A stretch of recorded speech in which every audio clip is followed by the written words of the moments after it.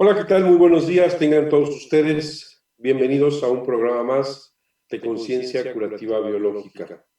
Es un verdadero gusto entrar a Home Radio y a todas sus casas, a todos sus lugares de trabajo, consultorios, oficina, casa. Gracias por compartirlos, gracias por compartir, darle like. Es fantástico que nos escuchen prácticamente en toda Latinoamérica, inclusive en Europa. Es un verdadero deleite, es un verdadero gusto que estos programas de transmisión sobre la ciencia curativa germánica estén dando verdaderamente frutos. Es para ustedes, para que lleve una palabra de aliento, lleve un mensaje de salud, lleve un tema en el que si usted se identifica pueda serle útil este programa. Recuerde que estamos dando consultas aquí en la ciudad de Puebla de Los Ángeles, en la 7 Sur 2506 en la colonia Chulavista, 7 Sur 2506 en la colonia Chulavista, Puebla, México. Si usted nos ubica en el extranjero, estamos teniendo consultas, ayer tuvimos consultas de San José, California, en la semana tuve consulta Paraguay, España, la semana pasada. Bueno, finalmente toda Latinoamérica y Canadá y Europa. Apenas también tuvimos uno de Canadá. Estamos llegando estos mensajes de salud para cada uno de ustedes. Si usted apenas nos sintoniza y nunca ha visto el programa, estamos hablando sobre las 5 leyes biológicas descubiertas por mi maestro, el eminente científico, doctor Ricker Herhammer, el cual le mandamos una plegaria, donde esté, ha dejado un gran legado, un gran descubrimiento para los seres humanos y estoy seguro que dará frutos en un futuro. Si alguien apenas sintoniza, hay una melodía que es curativa, esta melodía del Dr. Hammer, mándenos un WhatsApp para que nosotros podamos compartirle este conocimiento, pero por lo menos la melodía que la hagamos llegar a través de un mensaje de texto al 22 15 32 23 83. Conciencia curativa biológica 22 15 32 23 83. Si usted está interesado en una formación de, eh, de las 5 leyes biológicas, por favor contáctenos a este número y con todo gusto vamos a compartirles tanto la melodía como la información de las 5 leyes biológicas. También, si usted le interesa una consulta vía Skype, más 52 1 22 21 40 06 45, usted nos puede ubicar a ese número, más 52 1 22 21 40 06 45. Los que son de México son los 10 dígitos, los que son fuera de México tendría que anteponer el más 52 1 22 21 40 06 45. El tema de hoy que quería compartir con ustedes es un tema muy interesante sobre lo que conocemos como sinusitis o como rinitis. Se dice que los estímulos olfativos son entre todos los sentidos los que guardan una conexión más fuerte con el subconsciente. Quizás sea ese el motivo por el cual la nariz es un órgano que con mayor frecuencia reacciona ante un programa y sobre todo, vamos a decirlo así, que es la mucosa nasal, la nariz, es sin lugar a dudas un receptor no solo del olfato, no solo de los olores, no solo del bueno o el mal aroma, es un receptor de supervivencia. Aquí también va a estar conectado este contexto que tenemos con no solo la sinusitis, la rinitis, los pólipos, sino también las alergias. Pero estaba yo platicándoles que esta función de la mucosa nasal actúa como un receptor, vamos a decirlo así, de alarma. Vamos a platicar un poquito sobre la mucosa nasal. La mucosa nasal, por ejemplo, en los animales, empecemos con el perro. Antes de que usted toque un timbre, antes de que usted llegue a la puerta, ya el perro le está ladrando. Hay dos mecanismos, uno es la audición y otro es el olfato. Pero si tenemos lugar a dudas del olfato, los gatos, por ejemplo, hasta 12 kilómetros pueden oler sus excretas, donde ellos obran, y poder regresar a su casa, a su hogar. Tienen un sentido de olfato de conservación, de resguardo, de protección. Desde luego en la naturaleza, sin lugar a dudas, el olfato es no solo un mecanismo en el que nos ayuda para ubicarnos como el gato en el espacio-territorio, como el perro de alarma, de alerta, sino ante cualquier peligro. El olfato en el reino animal es un órgano olfativo que permite saber cuando el miedo, cuando hay una amenaza, cuando hay un miedo en ese ser biológico que está peligrando su vida. El olfato es una recepción a distancia del peligro, de la amenaza. Esto, sin lugar a dudas, no es diferente en el ser humano. Recordemos que Hammer habla de programas biológicos sensatos, inteligentes que tienen la madre naturaleza para un fin determinado. Por lo tanto, las fosas nasales, hay un espacio en las que están unidas los cuatro senos, los senos paranasales, los senos nasales, a través de finos canales. El seno maxilar, el seno frontal, el seno esfenoidal, el seno etmoidal y las fosas nasales, todas ellas están recubiertas de mucosa. Y curiosamente están cubiertas de una mucosa ontogenéticamente intestinal, de una mucosa que en el periodo embriogénico, donde estábamos conectados en un solo anillo, es la misma mucosa en la que entra el alimento y termina por salir. Esta mucosa es una mucosa intestinal de origen endodérmico, pero por encima hay un tejido que recubre todas las cavidades de origen ectodérmico. Por lo tanto, dentro de la ciencia curativa biológica, el conflicto biológico relacionado con los senos nasales, con la mucosa de los senos nasales, tanto en la sinusitis como en la rinitis, tiene que ver con un conflicto biológico de temor a que algo va a suceder o que pueda suceder, de una sensación de amenaza, de un sentimiento de que están hablando detrás de mí, de un conflicto literal. Esto apesta, no querer oler algo, esto me asquea, estar hasta las narices de todo esto, algo me huele mal. Finalmente, es un conflicto olfativo de no poder captar el olor rastro para llegar a mi espacio, salir de mi área de peligro, no querer saber algo, no quiero olfatear esto que es algo del pasado,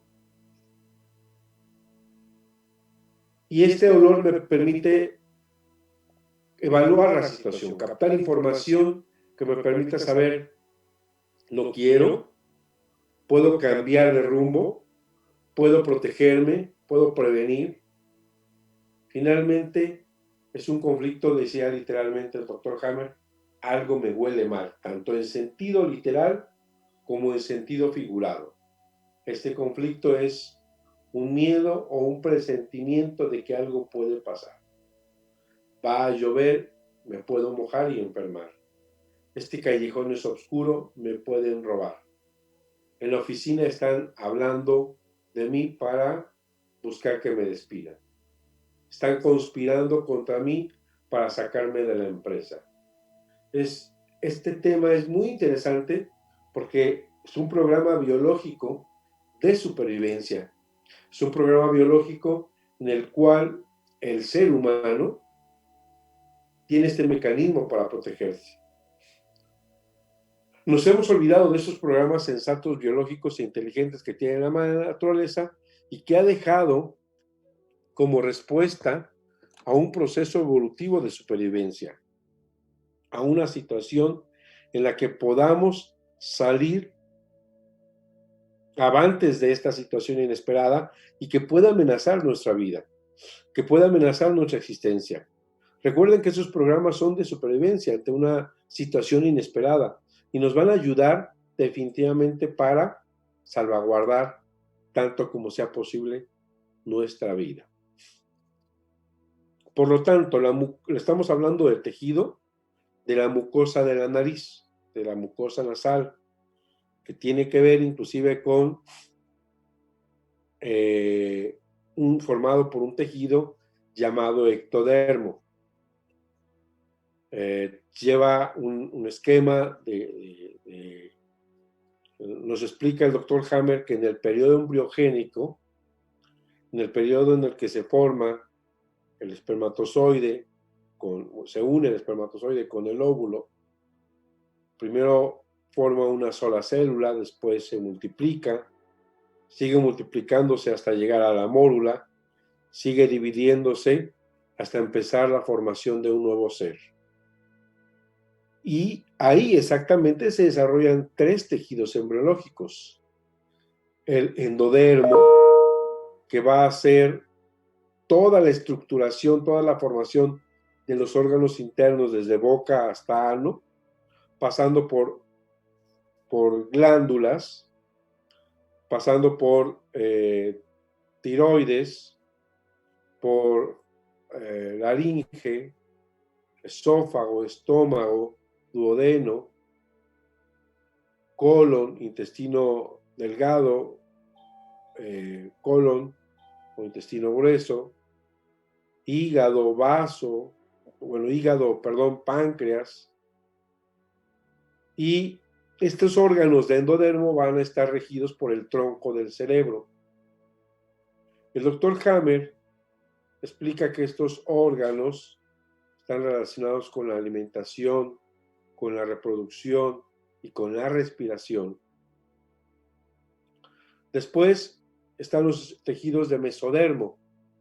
Los tejidos de mesodermo, el doctor Hammer, siguiendo una línea ontogenética y filogenética, divide al mesodermo en un mesodermo antiguo y en un mesodermo moderno.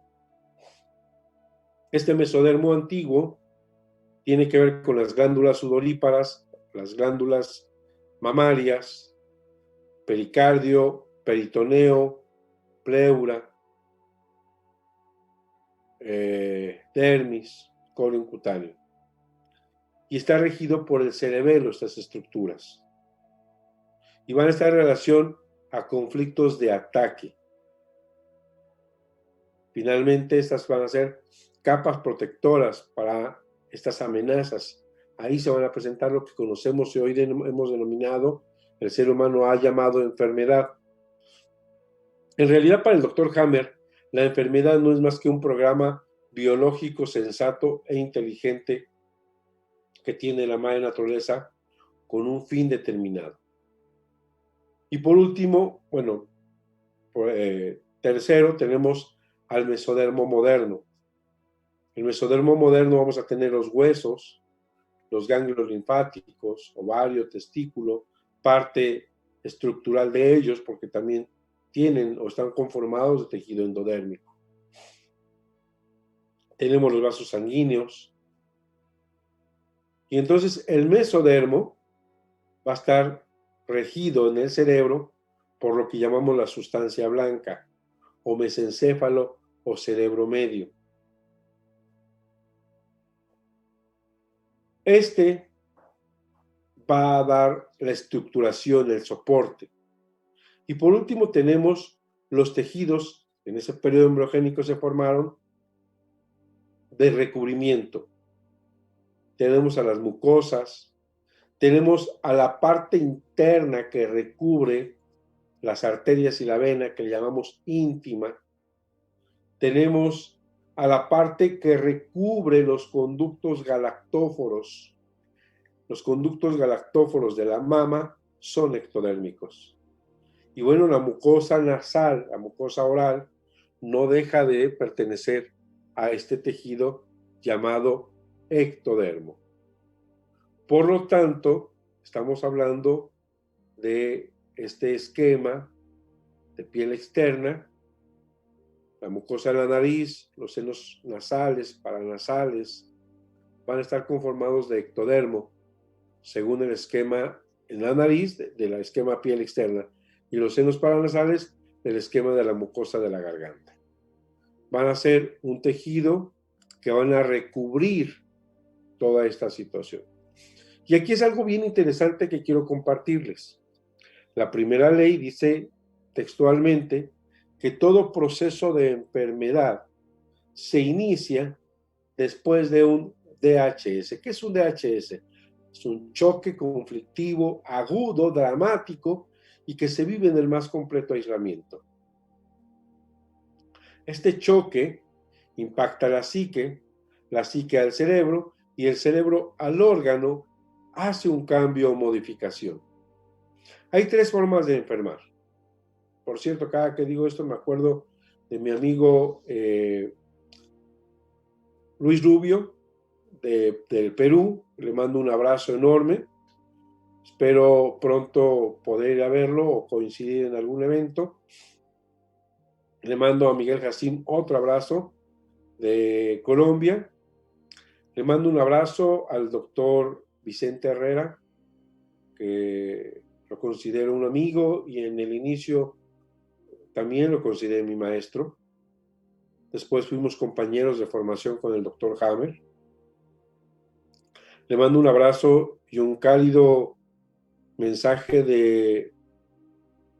de amistad, en la cual hay un pequeño proyectito que hemos iniciado al doctor Herráez. Le mando un abrazo enorme, enorme a un amigo que está trabajando incansablemente, a Igor Wolf, que es un difusor de las 5 leyes biológicas. Y si alguien me falta, que hay mucha gente, María Eugenia de Argentina, hay mucha gente que tenemos que coincidir. Tenemos que hacer lazos fraternos para hacer fuerza y llevar este descubrimiento a más gente. Pero bueno, después de este saludo, les decía que hay 3 formas de enfermar. Las células pueden crecer o aumentar, las células pueden decrecer o disminuir, y las células pueden aumentar su función. Quédense con esta idea. Hay una conexión entre la psique, el cerebro y órgano, una triada perfectamente sincrónica que rescata el doctor Hammer, ya que hace unos 180 años Rudolf Virchow aparece un médico en este linaje de la alopatía, en el cual propone o enuncia que la medicina, la enfermedad se encuentra dentro de la célula, y entonces toda la ciencia se vuelca a buscar ¿Por qué enferma la célula? La microscopía electrónica, la genética, la patología celular, la bioquímica, la inmunohistoquímica, la genética, la microbiología, etcétera, etcétera, se vuelcan a buscar y entonces se pierde esta conexión de la totalidad del ser, psique, cerebro y órgano. Y no hay mejor, aparte de los 5 soportes, de las 5 leyes del descubrimiento de la ciencia curativa germánica que le dan solidez, soporte científico y que se repite esta ley, se valida el 100% de las investigaciones. Para mí ha sido verdaderamente asombroso corroborar, constatar cómo en el cerebro este impacto de DHS deja una huella, una marca, un cambio morfológico en el cerebro. Se aparecen círculos concéntricos en forma de diana, y este círculo concéntrico en forma de diana hace, sin lugar a dudas, que sea el mejor eslabón perdido de la conexión que se perdió después de Virchow entre la psique, el cerebro y el órgano, y que es, sin lugar a dudas, un fundamento científico de la conexión entre psique, cerebro y órganos llamado focos de Hammer, que pueden valorarse en la tomografía y que ha sido, sin lugar a dudas, parte de los grandes descubrimientos que hizo el doctor Hammer. La segunda ley dice que todo proceso de enfermedad es un evento bifásico, es decir, de 2 fases, siempre y cuando se llegue a la solución del conflicto. Es fácil, poquito fácil entender esta ley. Con esta ley me voy después a un descansito de los patrocinadores y vamos a regresar tercera, cuarta y explicar lo que es la sinusitis y la rinitis. El ser humano mantiene un equilibrio que dura 12 horas, día, noche. Por la mañana, el cerebro entra en un periodo que se llama simpaticotonía.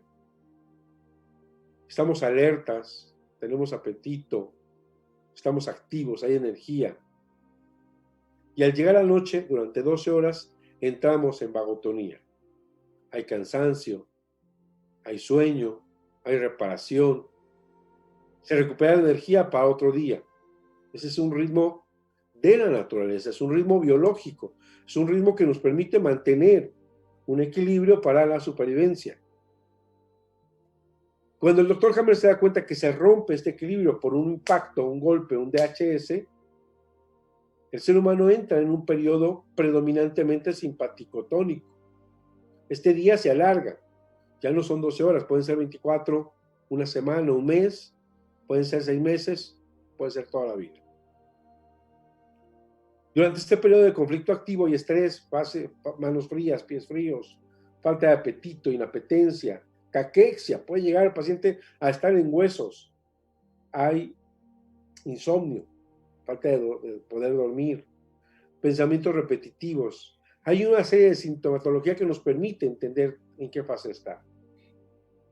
Una vez llegada la solución del conflicto, pero ¿por qué la naturaleza nos pone en una temática de estrés, en una temática de estar obsesivo con la situación, una temática de no ser tan importante el hambre, el dormir? Porque todo eso nos permite resolver la situación conflictiva. Porque todos esos son mecanismos de supervivencia. Porque todos esos son situaciones en las que me ponen en un punto crítico para encontrar la solución a ese conflicto. Es una respuesta biológica para la supervivencia. Una vez llegada a la solución del conflicto, la que fuese, la persona, el tiempo que tardó en simpaticotonía, en estrés permanente, es el tiempo que va a tardar en la fase de vagotonía, fase caliente, fase posterior a la solución del conflicto o fase de curación. Entonces, teníamos el equilibrio, se interrumpe por un DHS fulminante, sorpresivo, altamente dramático y no compartido. Paciente permanece en estrés permanente. Desde el conflicto hasta la solución del conflicto se le llama fase activa del conflicto. El tiempo que dure más la intensidad del conflicto le vamos a llamar masa del conflicto, hasta la solución del conflicto llamado conflictólisis. Por eso dice que la enfermedad es un evento o un suceso bifásico. Una, la simpaticotonía, y dos, la vagotonía. Al entrar en la vagotonía, pasando la conflictólisis, viene una fase inflamatoria vagotónica A, una crisis curativa y una fase vagotónica B. La fase A es inflamatoria, y lo vamos a ver ahorita. Ahí va a estar la sinusitis.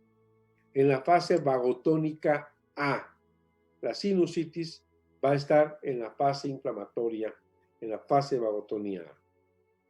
Y posteriormente tenemos una crisis curativa y finalmente tenemos una fase vagotónica B, que es cicatrizar, restitutiva, reparativa, inclusive fibrosa, para después regresar a la normalidad. Esto nos permite entender el rol de la enfermedad. Pero hasta aquí vamos a hacer un pequeño corte, paréntesis. Está usted disfrutando de un programa de conciencia curativa biológica, hablando de la sinusitis, aquí entre amigos. ¿Cómo no? Estamos en Home Radio, transmitiendo pura energía. Vamos a nuestra primera pausa y regresamos con ustedes en unos segundos. No se vaya, mejor compártanos. Traiga un cafecito, tráigase algo y esté con nosotros aquí, hablando de frente a frente, conciencia curativa biológica en Home Radio. ¿Quieres hablar con el doctor Antonio Galicia González? Teléfono en cabina 249-4602. Regresamos. Farmacia Homeopática Biomedic. Contamos con el más amplio surtido en laboratorios nacionales e internacionales. Contamos con material de acupuntura, medicina alternativa, oligoterapia, terapia floral, dinamizaciones, decimales, centesimales y un extenso surtido en tinturas. Teléfono 240-7482. Estamos en la 7 Sur 2506, Colonia Chulavista, aquí en Puebla, México. Farmacia Homeopática Biomedic, pequeñas dosis, grandes respuestas al cuidado de tu salud.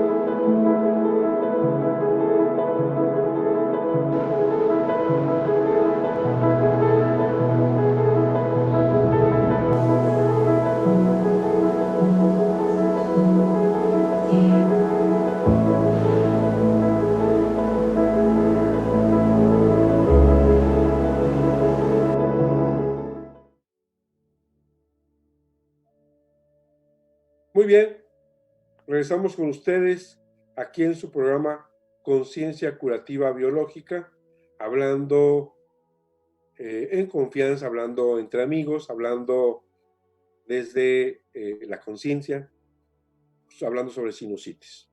Y estábamos hablando de la segunda ley, la ley bifásica de todas las enfermedades. Entender que la sinusitis es la fase inflamatoria, la fase de curación por un mecanismo de ulceración, por un mecanismo que es asintomático, que es indoloro, de pérdida tisular, de pérdida de tejido, y que anterior a eso hubo un conflicto de miedo, de presentimiento, de presagio, de miedo indefinido, de miedo a que algo va a pasar, puede suceder.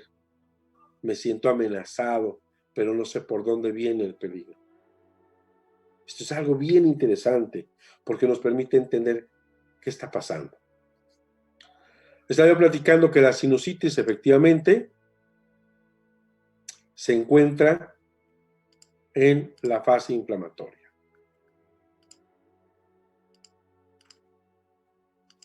En la fase activa de conflicto, en la fase simpaticotónica, en la tercera ley, el doctor Hammer nos muestra algo bien interesante. Nos dice el doctor Hammer que el cerebro tiene una comunicación directa con nuestros tejidos y que está relacionado con esto que llamamos conflictos biológicos. y que se van a activar como una respuesta de supervivencia ante un conflicto inesperado. Y que tenemos al tronco del cerebro y al cerebelo como el paleoencéfalo, el cerebro antiguo, y que estos dos tejidos, en la fase activa de conflicto, tanto el endodermo como el mesodermo, van a tener crecimiento celular en la primera fase, en la fase activa de conflicto. Y esto es radicalmente importante, porque no entendíamos que en el cerebro antiguo, en la fase simpaticotónica, va a haber multiplicación celular. Y también va a haber multiplicación de micobacterias. Y que en la fase de curación o en la fase vagotónica, había hablado antes del corte de las dos fases, al llegar a la conflictolisis, va a haber reducción de ese tejido que creció por una respuesta biológica con ayuda de micobacterias y bacterias. Y el cerebro nuevo, del cual estamos hablando hoy, que está conformado de la sustancia blanca y la corteza del cerebro, y dentro de la corteza del cerebro está en relación al tejido ectodérmico, al tejido que cubre la parte de la mucosa de todas las cavidades. La cavidad vaginal es ectodérmica, los conductos galactóforos son ectodérmicos, la parte interna de las arterias son ectodérmicas, y que aquí, en el cerebro nuevo, va a haber un mecanismo diferente al anterior. Aquí va a haber atrofia celular, va a haber necrosis del tejido, va a haber ulceración, pérdida de la función, es decir, va a haber una disminución. Por eso en la fase activa de conflicto de la mucosa nasal, por un conflicto de miedo indefinido, vamos a tener la pérdida celular o la úlcera de la mucosa de este tejido que finalmente es epitelio en todos los senos nasales y paranasales. El tiempo que dure el conflicto más la intensidad del conflicto le vamos a llevar masa de conflicto. Y mientras más dure el conflicto, mayor serán los procesos de sintomatología o de efectos de sustancia. En esta fase activa de conflicto vamos a tener mucosa seca, vamos a disminuir el riesgo sanguíneo, puede inclusive haber cierta tos, pero la mayoría de las veces, en general, dentro de la simpaticotonía del conflicto biológico de mucosa por algo me huele mal, por un presentimiento de temor, los síntomas pasan inadvertidos. No duele, no molesta, no hay dolor. Y es bien interesante porque nos explica el doctor Hammer que el cerebro antiguo, que al principio de su multiplicación, en la fase de curación, va a haber reducción celular. Y que el cerebro nuevo, del que estamos hablando de la mucosa, regido por el ectodermo, constituido por ectodermo, regido por la corteza del cerebro, primero hizo disminución, y en la fase de curación, en la fase de vagotonía, en la fase posterior a la conflictolisis A, va a haber un crecimiento celular reparativo. Desde luego, va a haber reconstrucción, va a haber hinchazón, va a haber estrechamiento de las mucosas nasales, de las fosas nasales. Puede aparecer síntomas como estridor respiratorio, picor, rinitis. Puede inclusive haber hemorragias nasales, resfriados, gripes. Mientras más intenso sea el tiempo que dure el conflicto de temor, de miedo indefinido, de algo me huele mal, y sea mayor el tamaño del conflicto, más será la masa del conflictual, más será la sintomatología. Esta sería, aquí entraría la explicación de las gripes, de la sinusitis, de la rinitis, etc. Hay un síndrome que el doctor Hammer denomina síndrome de túbulos renales, síndrome de colectores. Este síndrome va a estar conformado. Acuérdense que hay dos fases, una de simpaticotonía y una de vagotonía dividida en dos. Este síndrome de túbulos colectores va a estar conformado por un programa o una enfermedad en la fase vagotónica y la activación de un programa en simpaticotonía, en fase activa de conflicto, de túbulos colectores. ¿Cuál es el conflicto biológico de los túbulos colectores? Conflicto de refugiado, le llama el doctor Hammer, de sentirse en un lugar al que no pertenece,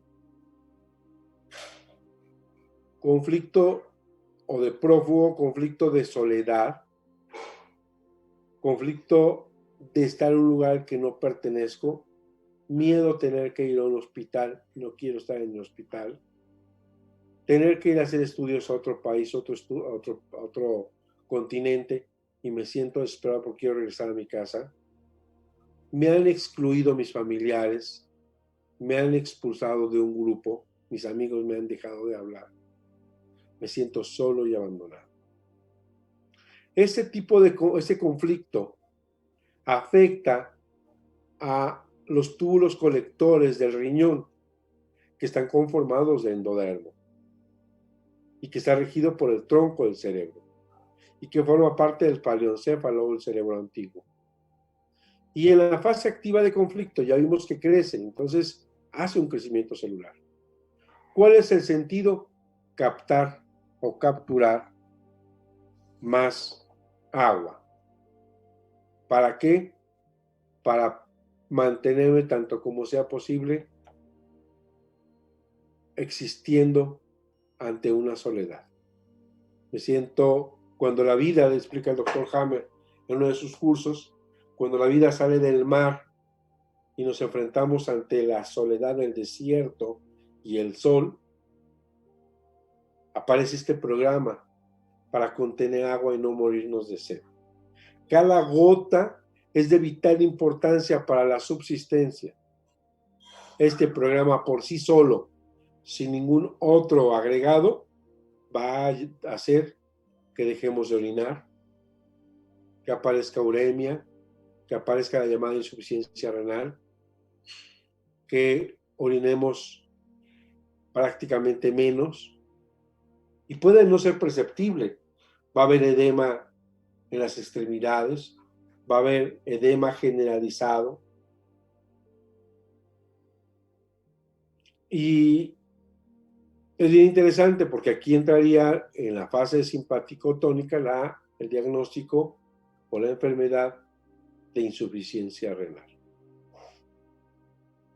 El doctor Hammer dice que si pusiéramos en un libro de medicina interna, tomáramos un libro de medicina interna y le pusiéramos un número a cada enfermedad de la A a la Z, y un ejemplo burdo fueran 1000 enfermedades, 500 estarían en la fase simpaticotónica y 500 estarían en la fase vagotónica. Y que hasta el día de hoy no habíamos podido comprender ninguna enfermedad de forma precisa. Es decir, acá tenemos en la fase simpaticotónica, por ejemplo, cáncer de pulmón, en la fase vagotónica, parte del mismo programa, tenemos la tuberculosis por un miedo a morir. Conflicto de túbulos colectores, acá tenemos una insuficiencia renal, acá tenemos una necrosis, una tuberculosis renal, por un conflicto de refugiado, de sentirme solo y abandonado. Acá tenemos, por ejemplo, por un miedo a morir de hambre, cáncer de hígado, tumor de hígado, y acá tenemos cirrosis hepática. Y podemos ahora ya clasificar cada una de las enfermedades de forma inteligente. Por lo tanto, en esta tercera ley nos es de vital importancia entender que todo crecimiento celular de ectodermo es un tejido reparativo. Si en ese momento uno sacara tejido y fuera al microscopio, podría encontrar células multiplicándose y hacer un diagnóstico de cáncer de epitelio, un carcinoma de mucosa nasal o de mucosa oral. Es bien importante entender, por ejemplo, apenas ayer consulté a una paciente de CACU, un cáncer cervicouterino, y le explicaba que siempre, sin equivocarse, Hammer demuestra que el cáncer cervicouterino se encuentra ya en la fase de vagotonía, en la fase de curación, que es un tejido que crece para reparar, que es la mucosa, y que cuando sacan un Papa Nicolau, una biopsia, una colposcopía y sacan tejido muestra, a los ojos de la medicina, y no se debate eso, al microscopio el patólogo ve células multiplicándose, ve, sin lugar a dudas, un cáncer cervicuterino, pero el doctor Hammer, después de ver 40,000 casos, se da cuenta que este tejido no le va a hacer daño, no le va a amenazar su vida, y que después de un tiempo, de hecho, sale sangre, hay sangraditos, hay hemorragias, hay metrorragias y entra en la fase de curación. Curiosamente, ahí se toma la muestra y dicen que hay un cáncer cervicuterino y el paciente se estaba curando. Después de un tiempo para el sangrado y ese tejido deja de crecer, inclusive se regula. Yo tengo un caso, tenemos un caso del doctor Luis Rubio y su servidor, una paciente de Perú que llega con diagnóstico cáncer cervicuterino por un conflicto de frustración sexual. Y la paciente la veo en el segundo trimestre o tercer trimestre del año. La veo, vuelvo a ver otra vez y ya aunque le sacan Papa Nicolau no hay nada. Ella decide no hacerse quimio, no hacerse radio. Y nosotros la acompañamos, platico con la paciente, encontramos el conflicto, ella entiende todo el proceso y sigue.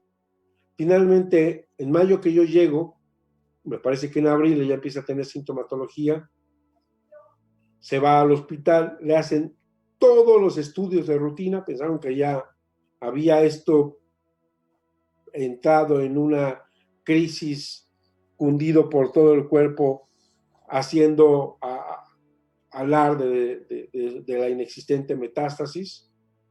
Le hacen todos los estudios y la paciente 6 meses después no tiene nada. Sin quimio, sin radio, solamente haciendo una terapéutica al sacar el conflicto, resolver el conflicto. Dice Hammer, ya está en la fase de curación, solo es importante que tú le ubiques al paciente en el conflicto para que no vuelva a recaer. Y la paciente hoy en día sigue mandándome mensajes de saludos, le mando un saludo, un abrazo, por cariño y respeto, no digo su nombre, pero esto es bien importante porque nos damos cuenta dónde está el tema de fase de curación o fase de conflicto activo.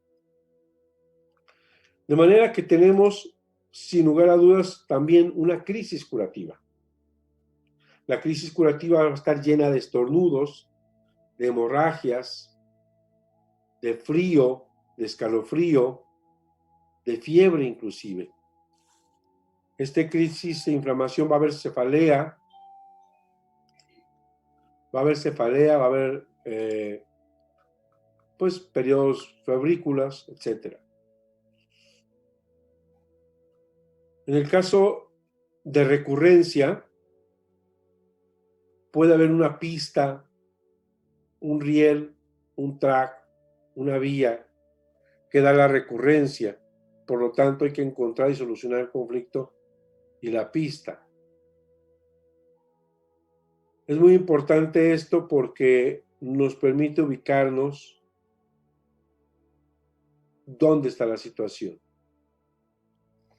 Ya para finalizar el sentido biológico, la quinta ley, porque hablamos de la primera, que es el DHS, un conflicto biológico de miedo indefinido.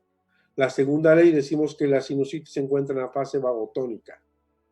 La tercera ley decimos que en la primera fase simpático-tónica hay disminución celular y en la fase de curación hay inflamación y crecimiento celular. Y en la cuarta ley hablamos que los microorganismos son apatógenos, es decir, que no son responsables de la enfermedad.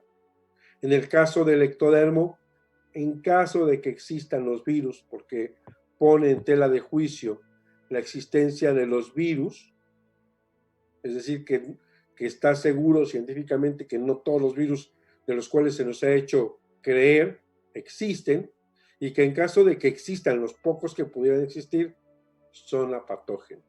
En este caso ayudarían a la reconstrucción del tejido ectodérmico. Y bueno, esa es la cuarta. La quinta ley, hablaríamos del sentido biológico, del por qué la naturaleza primero disminuye ante un temor y después inflama y aparece la sinusitis, la gripe. La naturaleza es tan inteligente que hace que disminuya el tejido, habrá una úlcera para que se amplíen las vías respiratorias, para que el olfato funcione mejor y pueda yo percibir ese peligro inminente y pueda yo sobrevivir ante ese DHS. Esto es sumamente interesante porque cambia, sin lugar a dudas, toda la situación en la que veníamos nosotros mal entendiendo. En caso de los resfriados alérgicos, las rinitis alérgicas, según las alergias, son descarrilamientos que hemos malinterpretado como desfases del sistema inmunológico. Las células del cuerpo o de la defensa del propio organismo se dirigen de repente y según la medicina contra estas sustancias externas generan un proceso inflamatorio. Y el doctor Hammer, algo bien interesante es que pone en tela de juicio el sistema inmunológico y dice que el sistema inmunológico no existe como nos los habíamos imaginado o como nos ha hecho creer la medicina. Pero en otro tema hablaré más extenso del sistema inmunológico. En realidad, la rinitis alérgica, las alergias, están siempre basadas en pistas, en rieles, en improntas o en mecanismos que hacen que nos reconecte con el conflicto atrás. Esto es bien interesante porque nos podemos dar cuenta cómo cada uno de estos programas están perfectamente relacionados. En la fase de curación, la duración del conflicto puede oscilar entre algunos segundos y varios días. Por eso puede haber estornudos en mansalva, minutos, y después se quita. Por lo general, la actividad del conflicto se inicia de manera breve. En la fase de curación se prolonga después de un tiempo, y si se alarga esto, se vuelve crónico, tiene que ver con una curación pendiente. La inflamación adicional de la conjuntiva es un indicio de un conflicto de separación visual. La hinchazón de la faringe con un conflicto de no poder tragar con algo. Un estrechamiento de los bronquios con un conflicto de territorio o pánico. De manera que cada una de la sintomatología que acompaña a esa alergia va a ser relacionado con un SBS diferente, con un DHS diferente. O la suma de varios DHS. Finalmente, esto es bien importante porque nos podemos dar cuenta que a través de pistas nos podemos reconectar una y otra vez que la situación se presente. Por lo tanto, es importante encontrar los rieles, las pistas, aquello que nos conecta con el evento del cual sufrimos el DHS. Espero que esta charla, esta plática sobre sinusitis les haya gustado, aquellos que son crónicos. Mi experiencia, busquen un buen médico que les ayude a encontrar el DHS y vaya siempre con métodos naturales como la homeopatía, la acupuntura, que le pueden sacar de su problema la terapia neural. Me despido, su servidor amigo, Dr. José Antonio Galicia González, aquí en Conciencia Curativa Biológica, en On Radio, transmitiendo pura energía. Les mando un abrazo y hasta la próxima. Saludos.